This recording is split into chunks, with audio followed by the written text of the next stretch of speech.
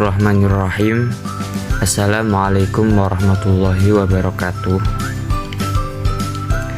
Saya Ahmad Fatin Waitu Syafaat dari kelas Ilmu Al-Quran dan Tafsir IAT kelas C, Fakultas Usuluddin dan Pemikiran Islam, akan menjelaskan tugas mata kuliah Ulumul Hadis yang berjudul Perkembangan Ilmu Hadis dan Pakar Hadis di Indonesia. Perkembangan hadis dan ahli hadis di Indonesia. Sejak masa Rasulullah Shallallahu Alaihi Wasallam, perhatian para sahabat terhadap sunnah sangat besar.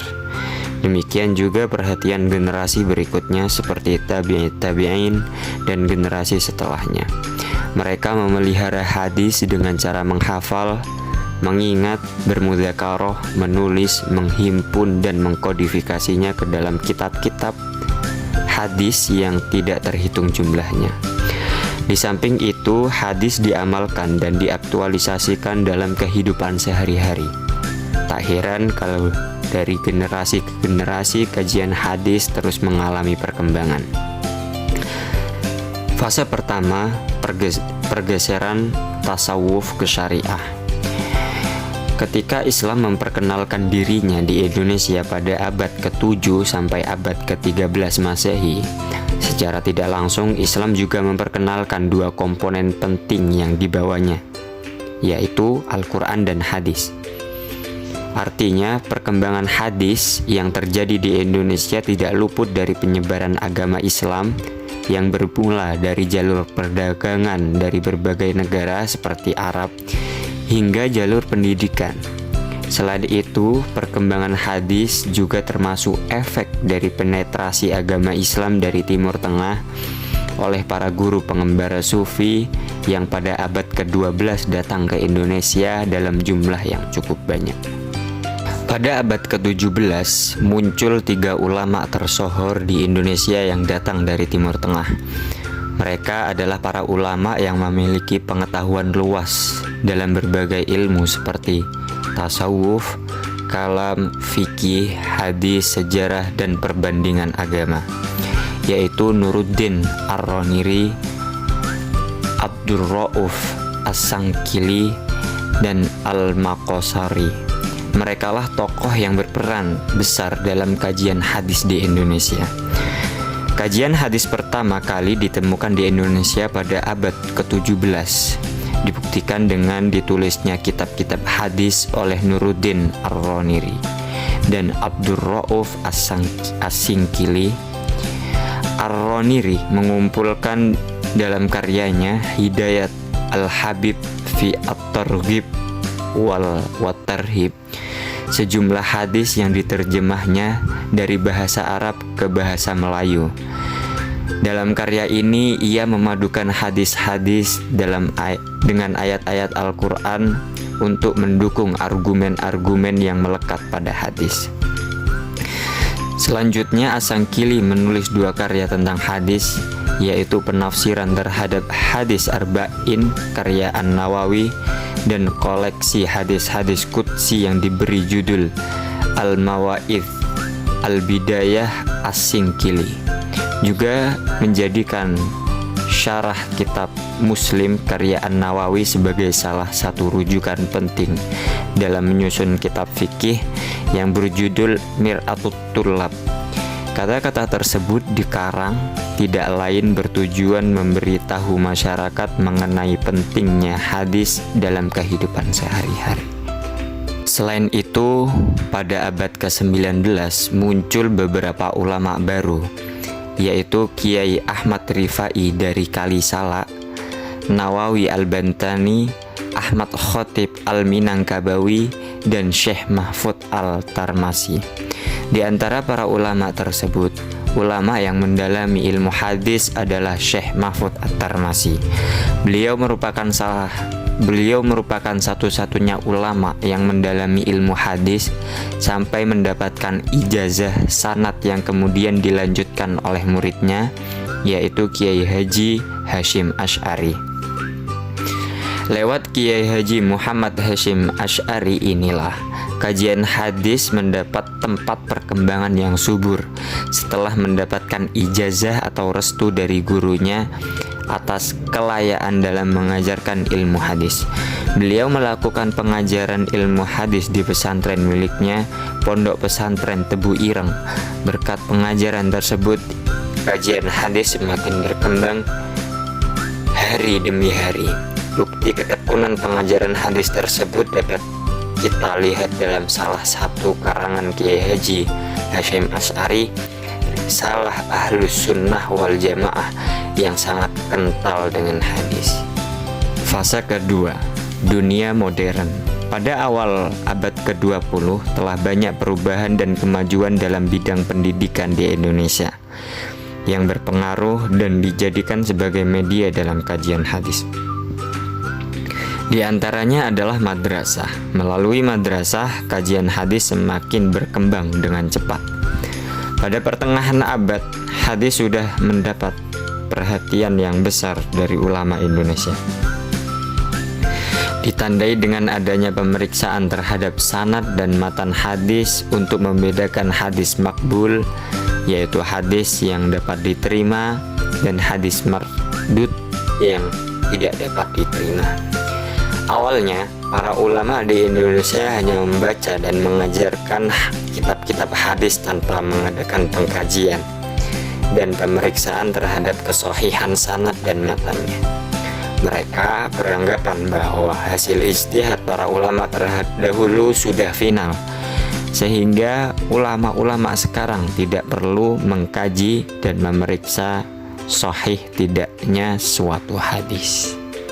Dari Pulau Jawa muncul pengkajian terhadap hadis yang dipelopori oleh Ahmad Asyurkati dengan bukunya yang terkenal Al-Kafa'ah, yang terkait dengan hadis-hadis persamaan derajat antara laki-laki dan perempuan antara satu sama lain boleh menikah. Abdullah Ahmad, Haji Muhammad Thaib Umar, dan Abdul Karim Amrullah banyak terinspirasi dengan adanya majalah Al-Imam yang tersebar di Indonesia. Hingga akhirnya mereka menerbitkan majalah Al-Munir pertama kali di Minangkabau pada tahun 1911 Masehi. Di antara isi majalah Al-Munir adalah tentang kebaikan agama Islam dan kelapangannya berdasarkan Al-Quran dan hadis. Juga terdapat pula banyak kajian kritis terhadap hadis yang dilakukan oleh Haji Abdul Karim Abdullah.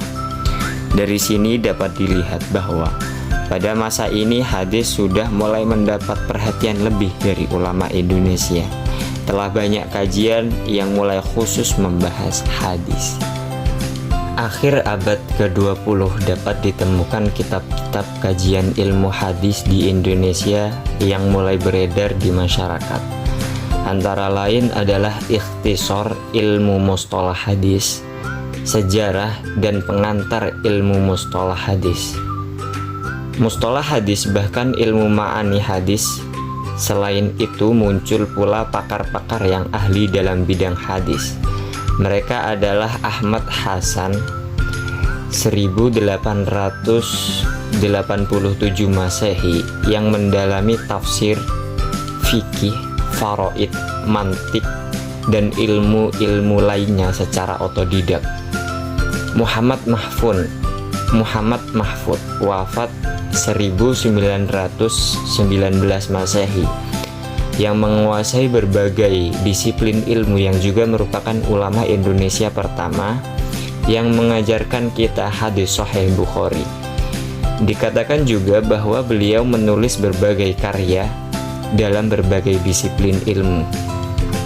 Beliau lebih terkenal sebagai pakar dalam bidang hadis, baik dirayah hadis, mustalah hadis, maupun rijalul hadis, dan lain-lain. Tidak jauh berbeda dengan Muhammad Mahfud, Muhammad Yunus juga menguasai beberapa disiplin ilmu, khususnya bahasa Arab dan tafsir.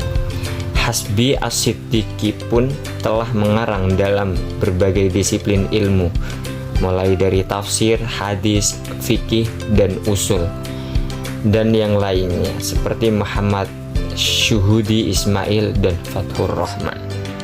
Setelah kemerdekaan Indonesia, yaitu pada tahun 1945, kajian hadis di Indonesia telah menunjukkan kemajuan yang pesat dan mulai dikaji di perguruan tinggi.